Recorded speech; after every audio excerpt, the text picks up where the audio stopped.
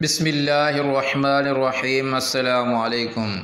حاتم طائی کا واقعہ جاننے کے لیے اس ویڈیو کو مکمل دیکھیں اور اس چینل کو سبسکرائب کریں۔ حاتم طائی کوئی افسانوی کہانی کا کردار نہیں بلکہ حقیقی تاریخی شخصیت ہے جو 6 صدی عیسوی میں یمن کے طے قبیلے کا سردار تھا۔ حاتم کا پورا نام حاتم بن عبداللہ بن سعد ابن اعظم ملتائی تھا۔ حاتم کی ماں نہایت ہی دولت مند اور سخی خاتون تھی جن کے وفات کے بعد حاتم کے بھائیوں نے اس کا مال روک لیا اور حاتم پر بے شمار ظلم ڈھائے۔ حاتم کو سخاوت وراثت میں ملی تھی، یہی وجہ تھی کہ وہ نوجوان ہو کر نہایت ہی سخی شخص ثابت ہوا۔ حاتم نے سخاوت میں اس قدر مبالغہ کیا کہ جب وہ بچپن میں دادا کے پاس رہا کرتا تھا اس وقت وہ اپنا کھانا لے کر باہر نکل جاتا، اگر کوئی مل جاتا تو ساتھ مل کر کھا لیتا ورنہ کھانا نہ کھاتا تھا۔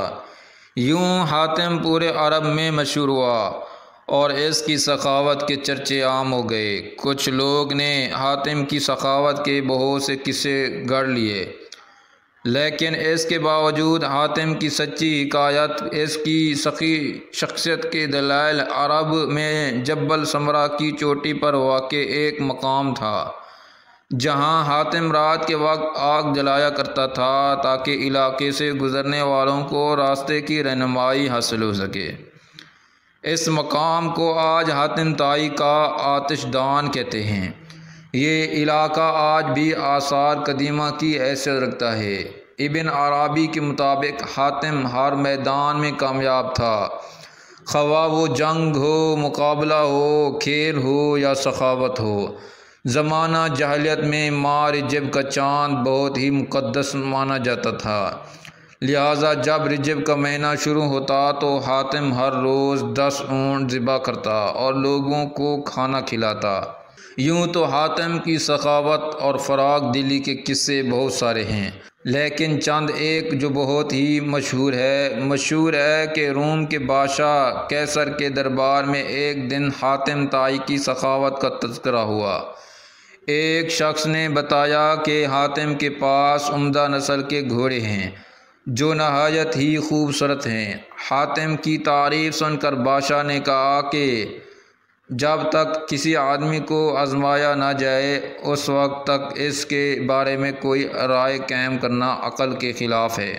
بادشاہ نے کہا جاؤ اور حاتم کی سخاوت کے بارے میں ہمیں معلومات فراہم کرو، اس سے کوئی ایسی چیز طلب کرو جو اس کی نظر میں سب سے زیادہ قیمتی ہے۔ درباری نے کہا کہ حاتم کے لیے سب سے زیادہ عزیز اور قیمتی اس کے تیز رفتار گھوڑا ہے، لہٰذا بادشاہ نے یہ حکم دیا کہ حاتم سے اس کا گھوڑا مانگو اور میرے پاس لے کر آؤ۔ لہٰذا وزیر کے دربار کئی منزلیں طے کرتے ہوئے رات کے وقت حاتم طائی کے گھر پہنچے۔ جب وہ وہاں پہنچے تو موسلا دھار بارش ہو رہی تھی۔ ایسے خراب موسم میں گھر سے نکلنا نہایت ہی مشکل تھا، لہٰذا مہمانوں کے کھانے کا انتظام کرنے کے لیے حاتم نے اپنے گھوڑے کو ہی ذبح کر دیا اور دسترخوان پر لذیذ بھنا ہوا گوشت پیش کیا۔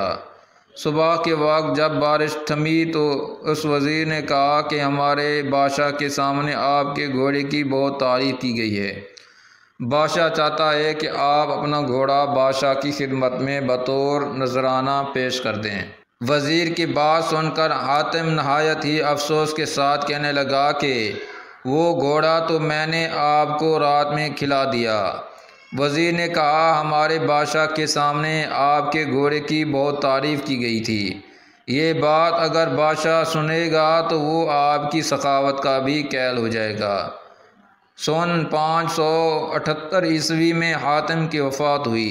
حاتم کی وفات کے بعد اس کا بیٹا عدی طے قبیلے کا حاکم بنا۔ وہ 9 ہجری میں مسلمان ہوئے۔ ان کے اسلام لانے کا واقعہ بہت ہی مشہور ہے۔ عدی اپنے قوم کے سردار تھے۔ قوم پیداوار اور مال و غنیمت کا 1/4 حصہ ان کے نظر کیا کرتے تھے۔ انہیں مسلمانوں سے سخت دشمنی تھی۔ وہ عیسائی تھے اور اسلام کو عیسائیت کا رقیب سمجھتے تھے۔ سردار ہونے کی وجہ سے نبی صلی اللہ علیہ وسلم کا اقتدار ان کی آنکھوں میں کھٹکتا تھا۔